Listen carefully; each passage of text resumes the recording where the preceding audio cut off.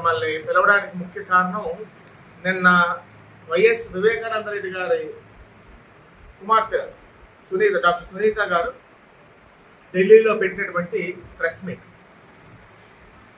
అంటే ఒక రక్తం పంచుకు పుట్టినటువంటి ఒక కుటుంబ సభ్యుడు ఇంత మోసం, ఇంత వంచన అనేది రాజకీయ అవసరాల గురించి ఉంటుందా అంటే మనం సినిమాల్లో చూస్తాం.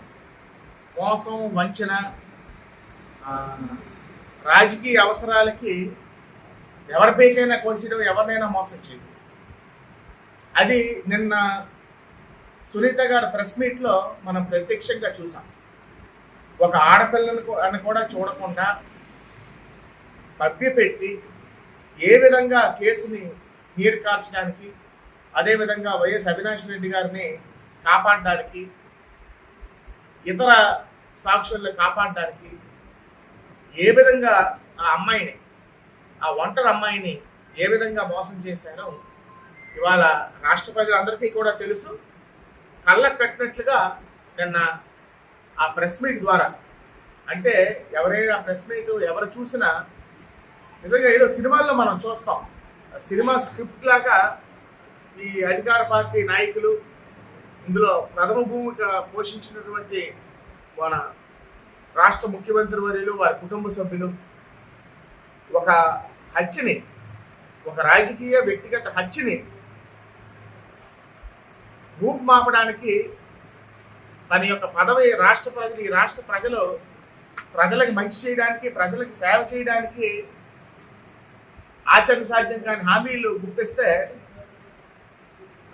ప్రజలు ఈయన్ని ముఖ్యమంత్రి చేస్తే ఈ పదవిని ప్రజలకు మంచి చేయడం కన్నా ఈ కేసుని ఎలగనీరు కార్చడానికే ఎక్కువ శ్రద్ధ, కార్యదక్ష వహించినట్లుగా మనకు అర్థమవుతుంది.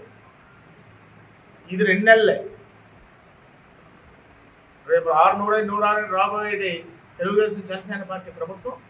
తప్పకుండా అమ్మ, ఈ ప్రెస్ మీట్ ద్వారా సునీత గారికి మేమందరం తెలియజేసేది ఏమన్నా, తప్పకుండా మీ నాన్నగారు హత్యకు కారకులైనటువంటి ఎవరైనా సరే కఠినంగా శిక్షించబడే విధంగా మరి ఈ ప్రభుత్వం, కొత్త ముఖ్యమంత్రి గారు అడుగులు వేస్తారని మీకు తెలుగుదేశం పార్టీ తరఫున బొబ్బిలి నియోజకవర్గం నుంచి మీకు హామీ ఇస్తూ, తప్పకుండా justice can be delayed but never denied.